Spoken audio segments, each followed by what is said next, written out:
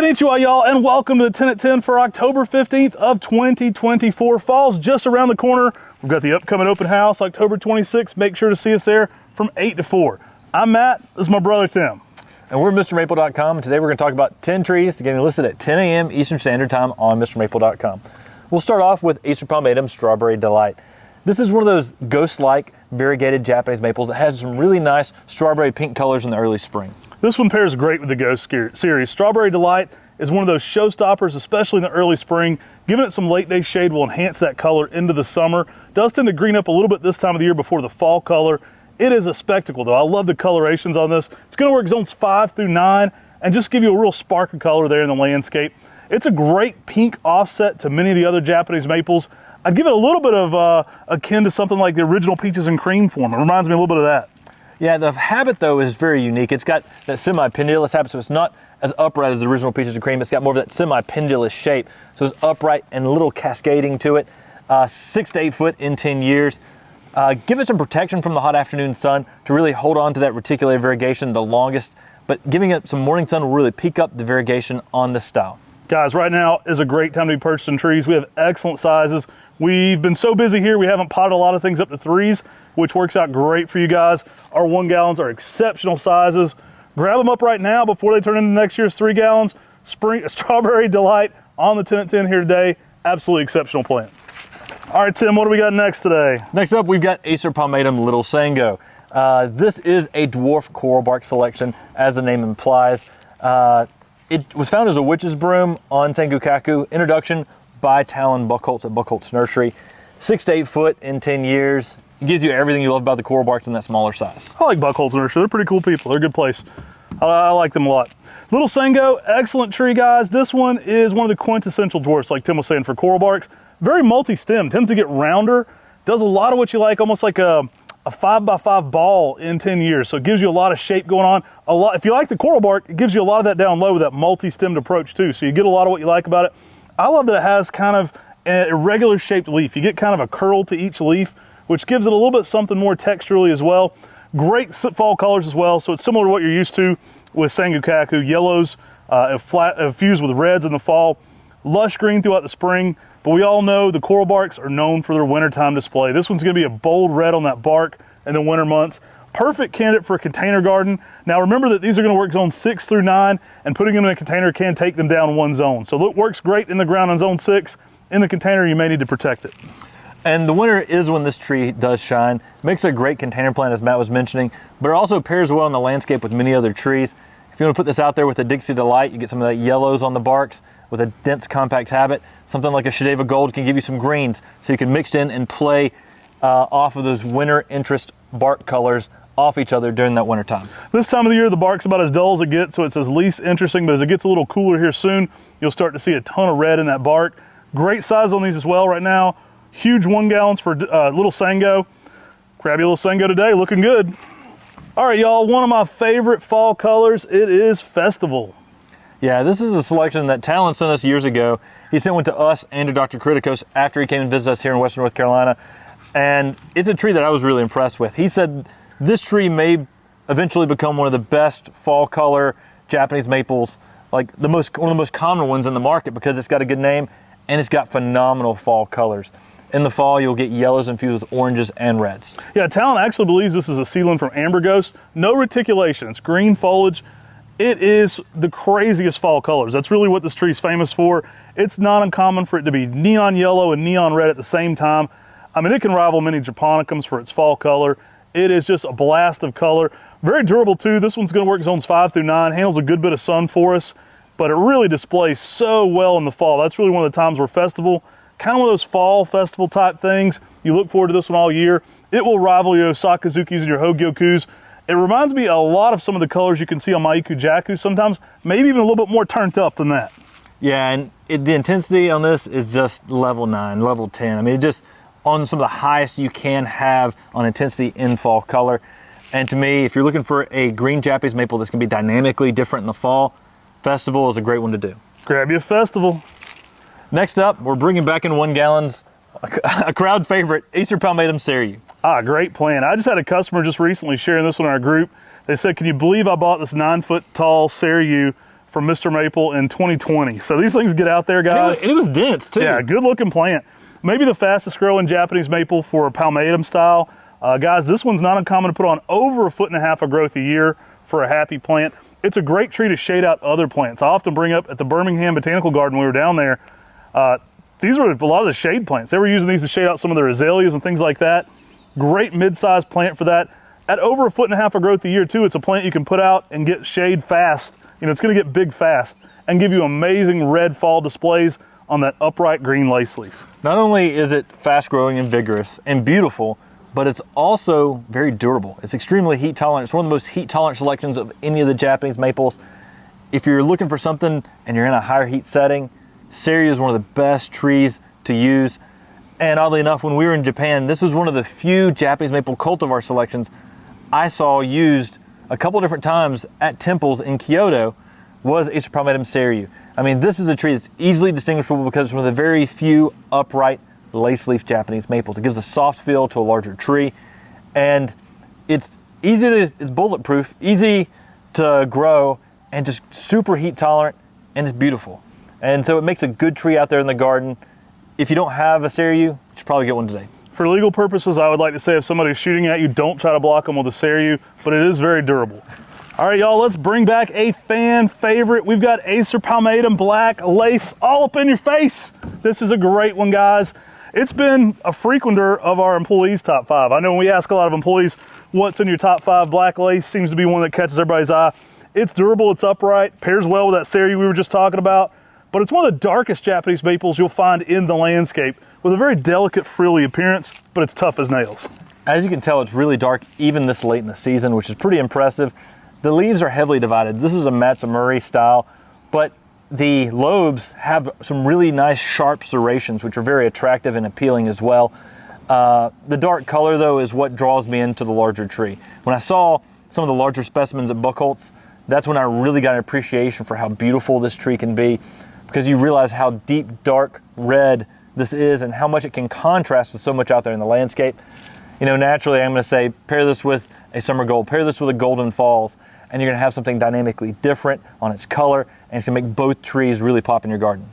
Beautiful plant. We're here in October, hadn't hit fall color yet. They can get to a brilliant bright red fall. Guys, this one is dark right now though. I mean, you can see even in greenhouse, even in shade, dark foliage on this. Black Lace stands out for that reason. It's a beauty, and it makes everything a little bit brighter and bolder in the landscape. I mean, imagine pairing this with something like Hanatura Sato or Naguri Nishiki, or you know, a beautiful spot with some yellows like Tim was saying. The color changes are very dynamic, but there's so many things you can pair this with to really bring out other colors. It's a beautiful plant though in itself. I love the shape of it and I love the size of it. Good to work zones 5 through 9. Pretty heat tolerant too in sun, so great plant all around. Grab you a Black Lace today. All right, y'all, let's bring back another fan favorite. We've got Acer Palmatum Gables Glory for y'all today. Yeah, Gables Glory is one of those plants that just puts on so much dynamic colors, contrast against itself. You get some nice pink-red colors on the new growth, and then as it matures, you get some nice shades of almost yellow-green down below. The contrast between the two, it seems unreal, and I think that's one of the reasons people call it a chameleon maple, because it's constantly changing colors. And that's just one of those trees that just grabs your attention in the garden. It's a weird one, y'all. This one can be metallic red, it can be orange, it can be yellow. Like, the colors don't stop changing on this one. Yellowish orange fall colors sometimes. I've had so many variations on this that it really just changes with the season so much. I love the contrast from that spring growth getting into summer. You get a lot of that darker metallic-y growth still on top, and some of that yellow flushing through behind that. It's so weird, it's so funky. You've got so much color contrast on Gables Glory just within one plant. I think it's super next level. It's one I'm really impressed by every single year, and I've had it for 15 years. It's a tree, it's not new to me at all, but every single year it tends to grab my attention. Yeah, I mean, the more I've grown this plant, the more I've really fell in love with it. We got it originally when we first got Lillian's Jewel from Del Laux. This is a selection that may have been introduced more into the nursery trade by Del Laux, but it was found by Larry Gable. And Matt and I got a hold of it, and I said, man, this thing's a rock star. It's different. And it's been one of those plants that I've just begun to fall in love with more and more, because when you see this tree throughout the seasons, the intensity of the pink-red color in the spring is amazing. But then as soon as the summer starts hitting, you start getting the yellow-green and then the pink-red new growth on top of that. I mean, there's just nothing else quite like it. Another one, zones 5 through 9. Put it in a high interest area. It makes a good focal point planting. You can really enjoy this against any other Japanese maples or places. It's definitely going to be one of those plants that demands a lot of attention with its drama. Ooh, another one of my all-time favorite plants, guys. I love Acer Pomatum Kenpai. We're bringing it back for you today. This is another one from Tsukasa Maple Nursery. Tim and I got to go to Tsukasa Maple Nursery and see the original broom on Kenpai. So one of our favorite things about that meeting was we got to really discuss what it means. When you break this down in Romanji, it actually develops into something closer to broom from Osakazuki. Guys, this is a broom on Osakazuki that's variegated. You're gonna get some of what you love about Osakazuki in the fall color, but in a multi-stemmed, semi-variegated dwarf. This plant is so next level to me. It is a personal favorite. Yeah, the variegation on this is awesome. I just love this was found as variegated sport on Osakazuki. It's so unique and next level. You still get the phenomenal fall colors that Osakazuki has, but you get a unique leaf texture, a slower growing plant, and that added variegation that you don't find on Osakazuki. I mean, you get this on Kenpai. It's a weird mutation. I'm not really sure whether it's a broom or a sport, because it's definitely dwarfer. The original one was more globe shaped, but it certainly is variegated. Yeah, I mean, I don't know. And because of that, this is just a next level plant. It's gonna sell out quickly today. Make sure you check out fast because our website doesn't hold it for you until you complete that checkout process. You're still gonna get what you love about the Osakazuki in fall color, making this so next level. Great pairing with something like Anirene. That's a variegated sport on summer gold. Guys, this one is so next level though. I've got one in the ground and I get out there in the spring and just stare at the thing every single year because I love that spring display. You can get some subtle shades of kind of pink hues over top of that in the spring, a creamy variegation going on to it subtly. It is interesting. It's got elongated leaf, so the leaf shape actually changes from what you see on Osakazuki. It's just funky. It's funky in the best possible ways. Great potential for a container plant here as well. Going to work zones 5 through 9. Very durable, but super next level for Japanese maples. Headed back to the 10 at 10 today, we're bringing you Acer Lavigatum Honglong. This is a selection of an evergreen maple, an Acer Lavigatum, that was found and collected in the wild by our good friend Mark Wethington and then brought back to the J.C. Ralston. Eventually he said, hey guys, y'all need to evaluate this. We started grafting it and we put pressure on Mark and said, you've got to put a good name on this. And he ended up going with Honglong, which translates as Red Dragon. Yeah, he wasn't initially going to put this out as a cultivar by the Ralston, and I said, well, if you don't name it, we're going to name it for you, and start to call it Mark Wethington. So he decided to get it out there. Guys, this thing's so next level. This one is a weird, funky plant. We've got a whole breakdown on some big specimens of this at Buckholz. You'll have to go check that out. It reminds me a little bit of Stewartia Pseudocamellia puter because you get this weird sheen on the older growth. You kind of get a translucent glow to it. You get dark red, pink new growth sometimes. You get a blue-green coloration. You get weird shades of purple. I mean, it's kind of like the Lavigatum Gables Glory, right? You get a lot going on with this one. You actually get some purplish colored bark, so it can almost be in that coral bark category as well. Super funky plant, guys. I'm absolutely in love with the color patterns it makes. It's one that goes out and really makes a nice display in the garden. Definitely give this some late day shade. It doesn't want to be in full heavy sun, but it's exceptionally heat tolerant, just not exceptionally sun tolerant. Yeah, if you can give this some morning sun, afternoon shade, or grow this in a lath house type setting, I think that's when the J.C. Ralston got its really best colors and growth out of Honglong, was when they had it there in the lath house. That means a high shade with a little bit of dappled light coming through. You're gonna really give this thing some good colors and some good growth. Grab you one today. These hongs are long right now. The sizes are great. They're absolutely amazing. You're gonna want one of these in your landscaping garden. Guys, next up, we've got Acer Shirasalanum Junioto. Beautiful sizes in these as well. I can't think of this plant without thinking of the massive specimen in NJ Acer Ed Shin's garden.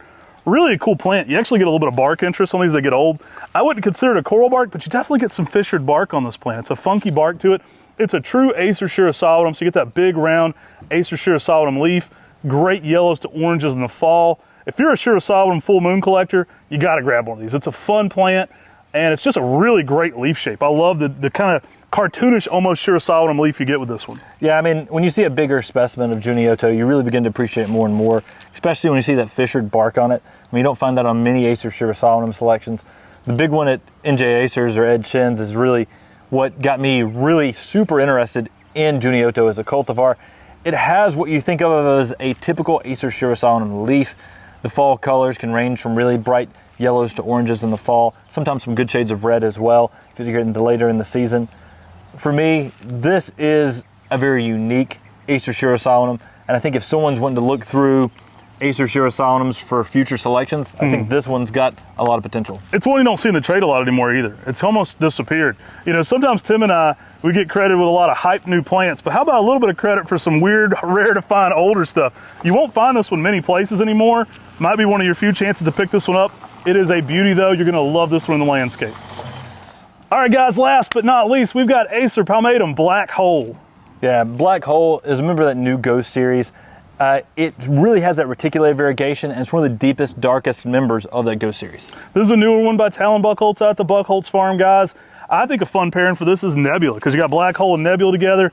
Maybe we can make a whole out of this world series of those. This plant is phenomenal though. I love what Black Hole brings to the table. Very multi-stemmed. We actually have the original one here at MrMaple. It's a very multi-stem plant. It wants to be dense and full. So think of a shorter, denser form of Purple Ghost with darker foliage. Tends to want to be more in that 6 to 8 foot range. So a little smaller overall than some of the bigger upright Ghost series, but a good grower too. Very sturdy, very durable. Good work zones 5 through 9. If you give this one some late day shade, you can pull some of that spring magic later into the summer. And this is one, like Matt said, give it some protection from the hot afternoon sun. That springtime is really when this one really shows off, but the fall color can be some deep maroons to bright reds as well.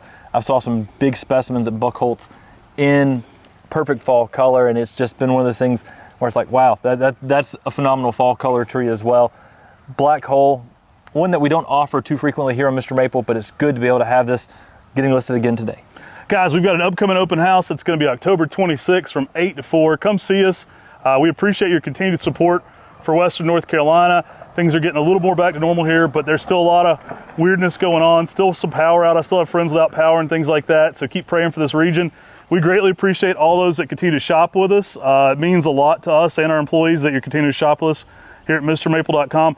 Our products look great. As we get closer into fall, a lot of things in containers will start to drop leaf a little early. So just expect that. It's not uncommon from now through October through November for some things to drop a little faster in 1 gallon. So I always like to give people a heads up on that.